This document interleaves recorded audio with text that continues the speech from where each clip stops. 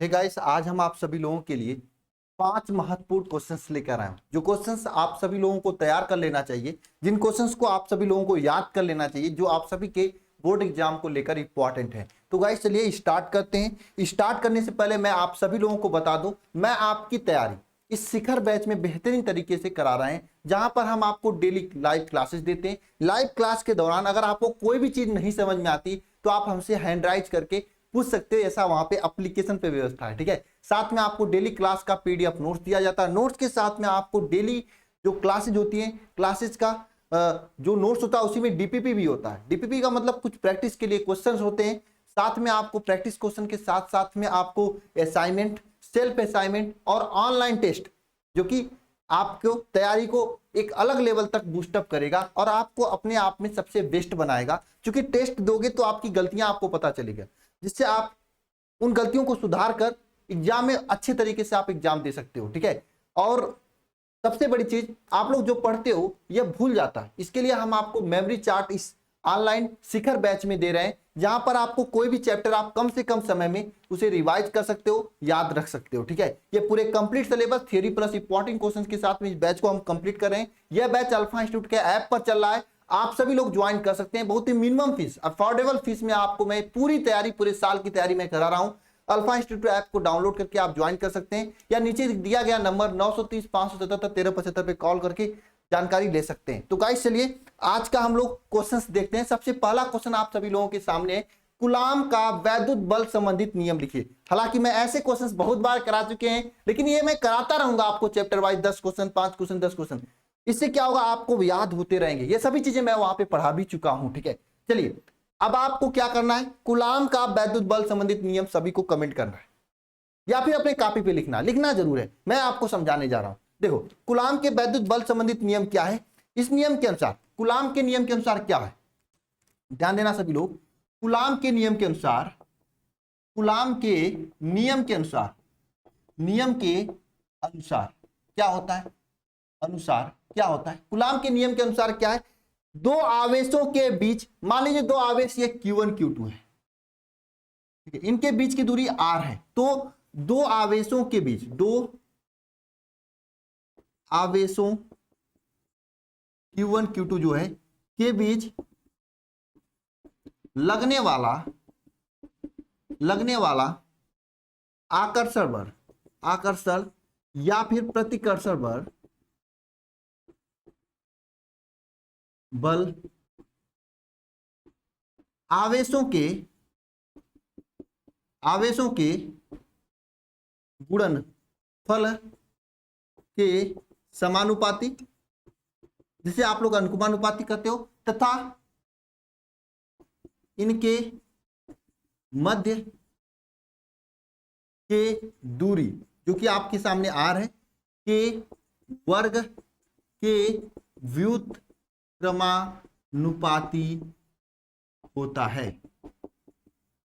यह आपका किसका नियम है, कूलाम का नियम। कूलाम का नियम क्या है, दो आवेश जो Q1 Q2 है, उनके बीच लगने वाला आकर्षण या प्रतिकर्षण बल उन दोनों आवेशों के गुणनफल के समानुपाती तथा इनके मध्य की जो दूरी R है उसके वर्ग के व्युत्क्रमानुपाती है, होता है। जैसे आप ये मान लीजिए दोनों आवेश है Q1 Q2, तो पहली बात क्या है, इनके बीच लगने वाला बल F जो है इन आवेशों के गुणनफल के अनुक्रमानुपाती, या जो साइन है इसे अनुक्रमानुपाती कहा जाता है। ये बचपन में आप लोगों ने सीख रखा है।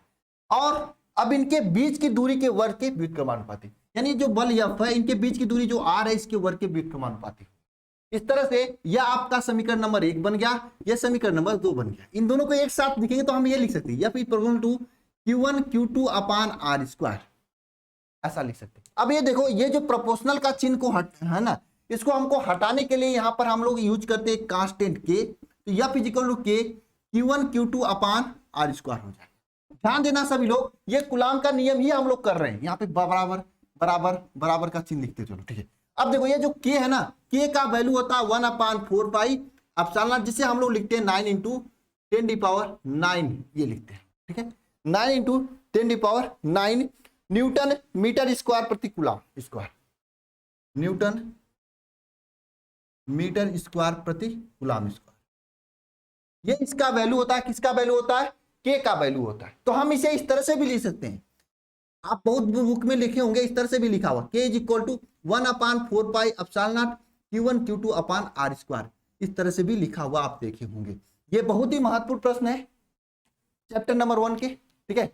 बहुत ही, मैं यहाँ पे आपको दिखाई नहीं दे रहा, मैं इसको ऊपर लिख सकता हूँ, मैं इसको ऊपर लिख सकता हूँ, ठीक है, इसको मैं ऊपर लिख देता हूँ। देखो F इज इक्वल टू, आप ये भी लिख सकते हैं, F is equal to coulomb के नियम से F इज इक्वल टू, ये भी लिख सकते हैं F is equal to 1/4 pi epsilon naught Q1 Q2 upon R square, ये भी लिख सकते हैं। यह आपका कूलाम का नियम है। बोलो सभी लोग कमेंट बॉक्स में एक बार जवाब देकर बताना कि आपको यह कूलाम का नियम याद हुआ क्या? क्या सभी को कूलाम का नियम यह जो है याद हो चुका है? बताओ कूलाम का नियम क्या है? दो आवेश Q1 Q2 के बीच लगने वाला आकर्षण या प्रतिकर्षण बल उन दोनों आवेशों के गुणनफल के अनुपाती तथा उनके बीच की जो दूरी होती है ना, ये दूरी r के वर्ग के व्युत्क्रमानुपाती होता है। सबसे महत्वपूर्ण प्रश्न हो गया याद सभी को। चलिए दूसरे क्वेश्चन पे, चलिए दूसरा क्वेश्चन चलते हैं। ये दूसरा क्वेश्चन, दो आवेशों के मध्य लगने वाले आकर्षण या प्रतिकर्षण कूलाम के बल का सदिश स्वरूप लिखिए। 1 नंबर 2 नंबर में क्वेश्चन पूछ लिया जाता है। अब देखो ये जो बल है ना, ये कूलाम का नियम है, इसका सदिश स्वरूप कैसे लिखेंगे? पहले आप इसे लिख लो, फिर मैं क्वेश्चन का जवाब बताऊंगा। लिखो सभी लोग, इसे हो गया आप लोगों का? चलिए ठीक है, मैं इसको रब करता हूं, हेडिंग करिएगा कूलाम के नियम का सदिश स्वरूप। देखो इस तरह से आपका क्या होगा, कम समय में चीजें याद हो जाएंगी। अच्छे अच्छे क्वेश्चन जो है मैं इस तरह से करा भी दूंगा। लॉन्ग में इतना ज्यादा आपको लेक्चर दे दूंगा कि आपको पूरी चीजें एकदम रट्टा राट हो जाएंगी, ठीक है। लिखिए कूलाम के नियम का सदिश स्वरूप। कूलाम के नियम का सदिश स्वरूप क्या होता है? कूलाम के नियम का सदिश स्वरूप देखो क्या होता है। कूलाम के नियम का सदिश स्वरूप लिखना है तो F vector is equal to होता है 1/4 pi epsilon naught Q1 Q2 upon R square, ठीक है। यहाँ पे R वेक्टर होता है, ये जहां पे क्या है आपका R कैप। ये R कैप क्या है? बल की दिशा को बताता है, बल की दिशा को बताता है। दिशा में क्या है? एकांक वेक्टर है, एकांक सदिश है, जो कि आपको बल की, ये आपकी दिशा को बताता है। मैंने आपको क्लास में जब पढ़ा रहा था कूलाम के नियम का सदिश स्वरूप शिखर बैच में, अगर आप देखे होंगे, शिखर बैच के स्टूडेंट हो तो मुझे जरूर याद कराना। मैंने आपको एक एग्जांपल दिया था, अगर आपको 5 किलोमीटर जाना है, 5, अगर मैं कहूंगा आपको 5 जाना है, आपको 5 क्या जाना है? 5 मीटर जाना है, किलोमीटर जाना है, कंफ्यूज हो जाओगे ना। लेकिन मैंने आपको क्या बताया था, अगर 5 क्या जाना है, किलोमीटर लिखते हो, किलोमीटर, यहां पे आप 5 किलोमीटर लिखते हो, ऐसे लिखते हो ना। अच्छा ये नहीं समझ में आया, मैं फिर से बताता हूं। अगर आप जाओगे मान लो आम लेने, आम खाते हो ना, छिल के खाते हो या काट के खाते हो? बताओ आम कैसे खाते हो? आम कैसे खाते हो, छिल के या काट के या चूस के? आम लेने जाओगे दुकान पे, क्या कहोगे? मुझे 5 दे दीजिए, 5 दे दीजिए, ऐसा तो कहोगे नहीं। मुझे कहोगे मुझे 5 किलोग्राम आम दे दीजिए, ये कहोगे ना।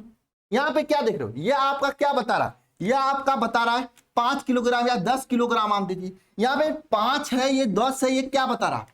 ये आपका परिणाम बता रहा है कितना आपको लेना, 5, 10, 50। लेकिन इधर क्या, इसका मात्रक बता रहा है ना, ये इधर किलोग्राम, किलोमीटर, ये इसका मात्रक बता रहा है। इसी तरह से ये जो वैल्यू होता है, ये आपका क्या बताता है?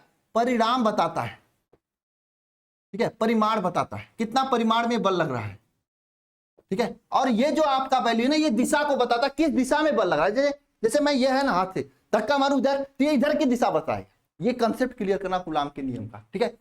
सब लोग 1 2 1 2 करके लिख लेते हैं, वो भी सही होता है, हम तो ऐसे ही लिखते हैं। 1 नंबर का क्वेश्चन, इसका मैंने डेरिवेशन भी करा के बताया था। ये आर कैप क्या, vector R upon R cube, यहाँ पे क्यूब हो जाता है लास्ट में, ये सभी चीजें मैंने आपको बताया था ना। अगर मैं सभी से कहना चाहता हूं, अगर आपको डेडिकेटेड पढ़ना है तो आपके लिए शिखर बैच एकदम बेस्ट बैच होगा। वहां पे बहुत ही बेहतरीन तरीके से चीजों को हम एक्सप्लेन करके पढ़ा रहे हैं। आप ऑफलाइन को भूल जाओ, मुझे समझ नहीं आता, ऑफलाइन 5-5 हजार 8-8 हजार सब लोग फीस देते हैं। साल भर में कितना फीस दोगे बताओ? कम से कम कोई भी ऑफलाइन कोचिंग कर रहे होगे 1000 रुपये महीने फीस होगा आपका। साल भर का फीस बताओ कितना हो जाएगा? कम से कम दिसंबर तक का फीस तो आपको 7-8 हजार फीस हो। यहाँ पे आपको उससे मिनिमम फीस में, जितना आप वहां पे 1 साल पढ़े हो, उसमें तो आप साल भर यहाँ पे पूरी चीजों को एकदम लाइव देख रहे हो। अब वहां पे लेक्चर कंप्लीट हो जाने के बाद आपके हाथ में कुछ नहीं मिलता है, लेकिन यहाँ पे लेक्चर पूरा सेव रहता है। ठीक है, चलिए नेक्स्ट क्वेश्चन पे चलते हैं हम लोग। ये क्वेश्चन देखो, ये आवेशों के मध्य लगने वाला वैद्युत बल की सहायता से विद्युतशीलता का विमी समीकरण लिखिए। ठीक है, आइए विमी समीकरण निकालते हैं। ठीक है, यह चीजें आपको याद हो रही ना, मैं कह रहा हूं भाई, जाना आना उठना बैठना ये सभी समय बचेगा, बस आप लोग पढ़ाई करोगे तब। देखो मैं इसको बड़ा कर देता हूं, कुछ लोगों को नहीं दिखाई दे रहा है, ऐसा कहना है उनका, जबकि दिखाई देना चाहिए। जो नहीं दिखाई दे रहा भाई, मेरे तरफ से आप लोग चश्मे वगैरह बनवा लो, बेहतर रहेगा आपके लिए। क्या है क्वेश्चन, आवेशों के मध्य लगने वाले वैद्युत बल की सहायता से वैद्युतशीलता का विमी समीकरण लिखिए। देखिए आवेशों के बीच लगने वाला बल क्या होता है बताओ, आवेशों के बीच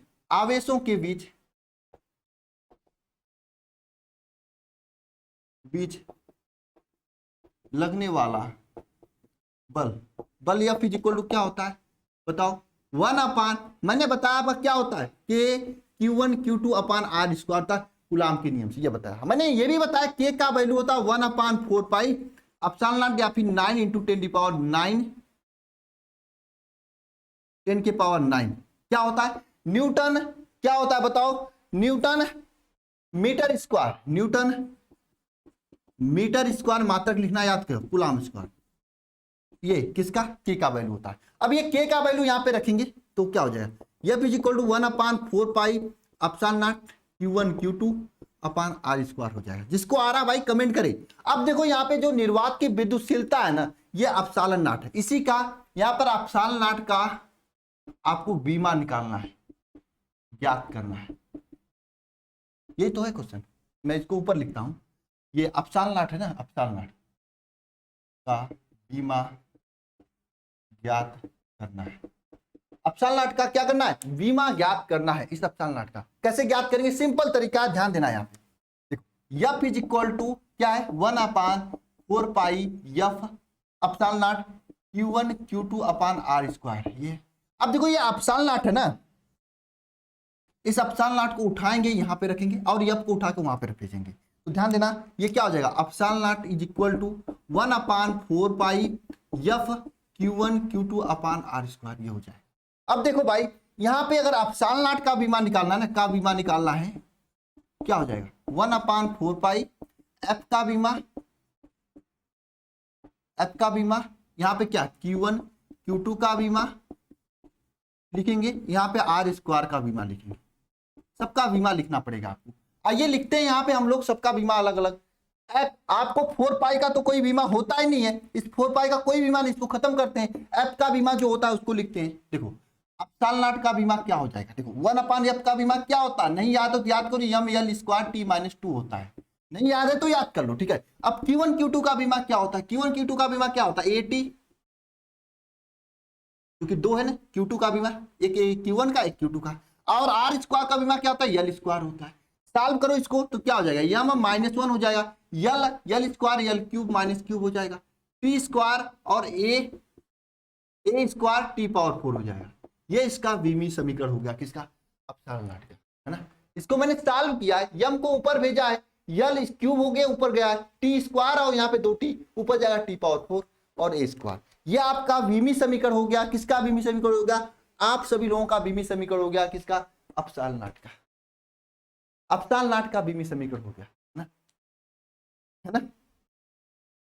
बताओ लिखो सभी लोग इसे। अच्छा यहाँ पे एप्सिलॉन नॉट का अगर कोई मात्रक पूछ दे तो क्या बताओगे, सिंपल कुछ नहीं करना आपको। देखो एप्सिलॉन नॉट का मात्रक लिखे तो F का मात्रक Q1 Q2 का मात्रक अपन R स्क्वायर का मात्रक ना, जहां बीमा है उसको अभी मैं इसे लिख लो, मैं फिर बताता हूं, कभी कभी पूछ लेता है एग्जाम, है ना। इसे निकाल लोगे सभी लोग, बहुत ही अच्छा क्वेश्चन है, बहुत बार पूछा गया है। बताओ निकाल लोगे सभी लोग, बहुत ही बढ़िया क्वेश्चन है, बहुत ही बढ़िया क्वेश्चन चैप्टर 1 का। ठीक है, मैं सभी से करना चाहता हूं भाई, अगर समझ आपके पास संभव है तो आप दोनों ज्वाइन कर लो, ऑफलाइन और ऑनलाइन। अरे यार पढ़ने में कोई कसर थोड़ी छोड़ा जाता है, इतना पढ़ा जाता है शरीर से पूरा पसीना पसीना। देखो मैं पसीना पसीना है पढ़ने में भी पसीना पसीना हो जाओ, कोई दिक्कत नहीं, नुकसान थोड़ी नहीं करेगा पढ़ोगे तो, है ना। क्यों भाई, गलत कह ही रहा हूं नहीं ना। ठीक है, लोग लिख लिए सभी लोग, चलिए लिख लिए तो मैं इसको रब करता हूं। ठीक है, अब अपसाल नाट का बीमा मैं बता देता हूं। देखो बीमा तो हो गया। अब मैं कभी कभी अपसाल नाट का मात्रक पूछता है, अपसाला नाट का मात्रक, जो कि पूछा नहीं है, मैं बता रहा हूं स्टा में मात्रक, मैं स्टा में बता देता हूं। देखो अपसाला नाट का मात्रक ज्ञात करने के लिए क्या लिखोगे, अपसाला नाट का मात्रक, मात्रक इज इक्वल टू क्या हो जाएगा, 1/4 पाई एफ का मात्रक, यानी बल एफ मतलब बल का मात्रक, ऊपर क्या Q1 Q2 है तो Q1 तथा Q2 का मात्रक अपान नीचे आर स्क्वायर तो आर स्क्वायर का मात्रक। ठीक है, अब देखो अपसाल नाट का मात्रक क्या हो जाएगा, 1/4 पाई तो लिखेंगे वैसे छोड़ दो, एफ का मात्रक 4 पाई का कोई मात्रक होता नहीं है, छोड़ो जान दो, डायरेक्ट एफ का मात्रक लिखते हैं। एफ का मात्रक क्या होता है, न्यूटन। आर स्क्वायर का मात्रक नीचे क्या, आर स्क्वायर का मात्रक क्या होता है, मीटर स्क्वायर हो गया। ऊपर Q1 Q2 का मात्रक क्या होता है, कूलाम, ऊपर हो जाएगा कूलाम से।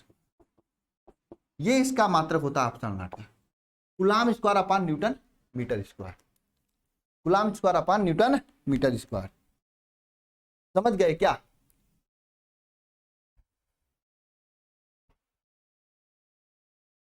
Coulomb square upon newton metre square, है ना। चले नेक्स्ट क्वेश्चन पे, नेक्स्ट क्वेश्चन पे चलें सभी लोग, बताइए 3 क्वेश्चन कितना हुआ, 3। ठीक है, ये नेक्स्ट क्वेश्चन है, नहीं ये तो हो गया था ना। ये वैद्युत क्षेत्र की तीव्रता संबंधित तीव्रता का परिभाषा तथा इसका मात्रक लिखिए। ये भी क्वेश्चन बढ़िया है, आप लोग लिख लो इसे, मैं रब करता हूं। चलो वैद्युत क्षेत्र की तीव्रता का परिभाषा बताओ सभी लोग, क्या होता है वैद्युत क्षेत्र की तीव्रता का परिभाषा बताओ, क्या होता है, क्या होता है वैद्युत क्षेत्र की तीव्रता की परिभाषा बताओ। वैद्युत क्षेत्र की तीव्रता की परिभाषा क्या होता है, देखो वैद्युत क्षेत्र की तीव्रता,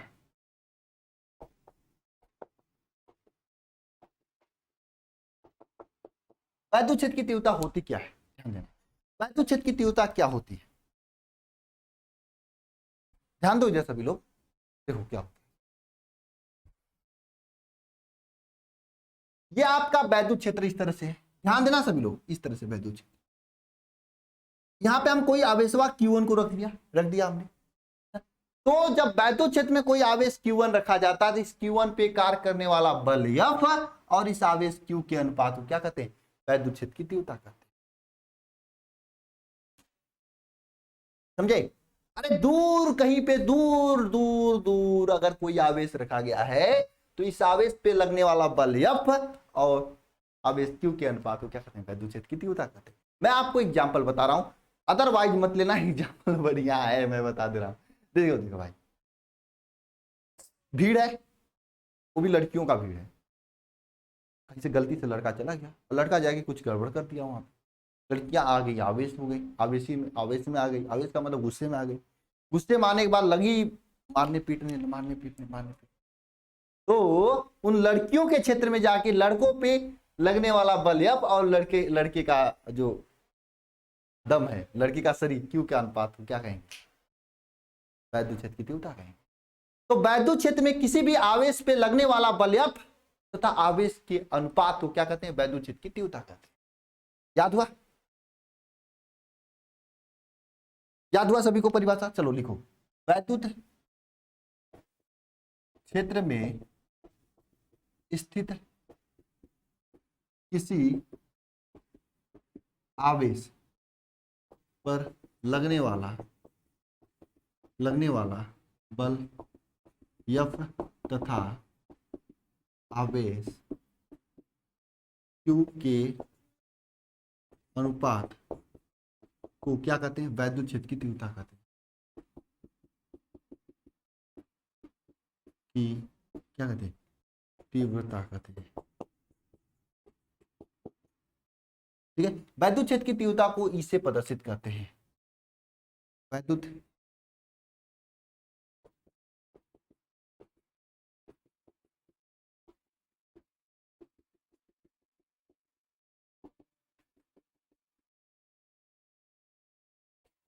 किससे प्रदर्शित करते हैं, E से प्रदर्शित करते हैं। वैद्युत क्षेत्र की तीव्रता E इज इक्वल टू क्या हो जाएगी, F अपान Q। ठीक है, F मतलब बल F और आवेश Q के अनुपात को वैद्युत क्षेत्र की तीव्रता कहते हैं। और इसका मात्रक बताओ, इसका मात्रक क्या होगा, मैं इसको रब कर दूं, आपको समझ में आ गया भाई। लाभ घुसा जो लगा है, ठीक है। इसका मात्रक क्या होता है, यफ का मात्रक, यफ का मात्रक इज इक्वल टू क्या होता है, अरे ई का मात्रक इज इक्वल टू क्या होगा, यफ का जो मात्रक होगा अपान क्यू का मात्रक होगा, ठीक है। ये होगा यफ का मात्रक क्या होता है, एम एल टी माइनस 2 होता है, अपान क्यू का मात्रक क्या होता है, ए टी होता है, ठीक है। तो अरे यार ये तो बीमा लिख रहा हूँ, तो बीमा भी बता देंगे। यफ का मात्रक क्या होता है, न्यूटन होता है, न्यूटन। और क्यू का मात्रक क्या, कूलाम होता है, न्यूटन प्रति कूलाम। ये ई का मात्रक जो हो गया न्यूटन प्रति कूलाम हो गया ना, न्यूटन प्रति कूलाम होता है ई का मात्रक, क्या ई का मात्रक न्यूटन प्रति कूलाम होता है, ई का मात्रक क्या होता है, न्यूटन प्रति कूलाम होता है, समझे। अरे सभी लोग समझ गए कि नहीं समझ गया बताओ, है ना, न्यूटन प्रति कूलाम होता है ई का मात्रक। अब बीमा पूछ दे, ई का बीमा पूछ दे तो क्या लिखोगे, ई का बीमा, ई का बीमा पूछे तो क्या लिखोगे सभी लोग, ई का बीमा पूछे तो यफ का मात्रक, यफ का बीमा क्या होता है, एफ का बीमा अपान क्यू का बीमा, मैं एक्स्ट्रा बता रहा हूं, कभी कभी पूछ देता है। यफ का बीमा क्या होता है, एम एल टी माइनस 2 होता है एफ का बीमा, और क्यू का बीमा क्या होता है, ए टी होता है। इसे सॉल्व करोगे तो क्या हो जाएगा बताओ, M L T minus 3 A inverse, ये इसका बीमा हो जाता है, किसका, ई का बीमा, ये हो जाता है, ये ई का बीमा हो जाता है, ठीक है। दिखाई नहीं दे रहा हो लेकिन समझ लेना सभी लोग। ये आप सभी के लिए महत्वपूर्ण प्रश्न थे। एक प्रश्न आपके लिए मैं होमवर्क दे रहा हूं, ये क्वेश्चन सभी लोग बताना जरा मुझे, तो वैद्युत क्षेत्र क्या है, इसमें वैद्युत बल रेखाओं की दिशा क्या होगी बताओ।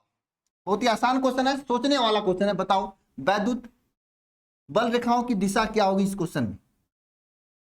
मैं 2 ऑप्शन देता हूं, बाहर की ओर, जैसे यहां पे देखो ये आपके सामने फिगर बना हुआ है, मैं बना के बता देता हूं, बताना आप लोग कमेंट बॉक्स में कौन सा आंसर सही होगा। मैं देखना चाहता हूं कितने लोग सही बताते हैं, ठीक है। एक क्या आपका प्लस प्लस है,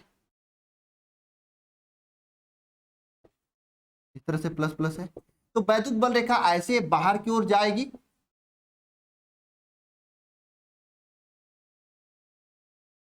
मैं अभी बता रहा हूं क्या आंसर लिखना है। इस तरह से बाहर की ओर जाएगी, ऑप्शन नंबर ए सही होगा, इसे ऑप्शन नंबर ए मान लो, ठीक है। यानी ये वाला बाहर की ओर जाएगी, या फिर बी में इसके अंदर की ओर जाएगी, अंदर की ओर बता देना, ठीक है। बाहर की ओर जाएगी या फिर अंदर की ओर जाएगी, बताना। ऑप्शन नंबर बी सही होगा, कंडीशन नंबर 1 बी सही होगा या ए सही होगा। ए में क्या है, अंदर, ए में क्या है बाहर की ओर, और बी में क्या है अंदर की ओर। सभी लोग कमेंट बॉक्स में कमेंट करके बताना कि वैद्युत बल रेखाएं अंदर की ओर जाएंगी या बाहर की ओर जाएंगी, इतना कमेंट कर देना। इस सिलेंडर से अंदर की ओर जाएंगी या बाहर की ओर, इतना कमेंट कर देना। क्वेश्चन यह है आप सभी के सामने, और मैं ये सभी चीजें आपको इस शिखर बैच में बहुत ही बेहतरीन तरीके से मैंने करा चुका हूं। अगर आपको भी करना है, करा रहे हैं भाई, बहुत ही पूरे सिलेबस का physics, chemistry, math, bio, English, अगर आपको भी बेहतरीन तरीके से मेरे साथ जुड़कर पढ़ना है तो यह आपके लिए बेस्ट बैच होगा। यहाँ पर आपकी पूरी तैयारी कराई जा रही है, समझ लो जमाना के हिसाब से लिए इतनी अच्छी यहाँ पे कराई जा रही है कि आप, मैं कह रहा हूँ ना, एक बार ज्वाइन होकर देखो, बहुत ही अच्छा यहाँ पे इन्वायरमेंट, वातावरण है, ठीक है।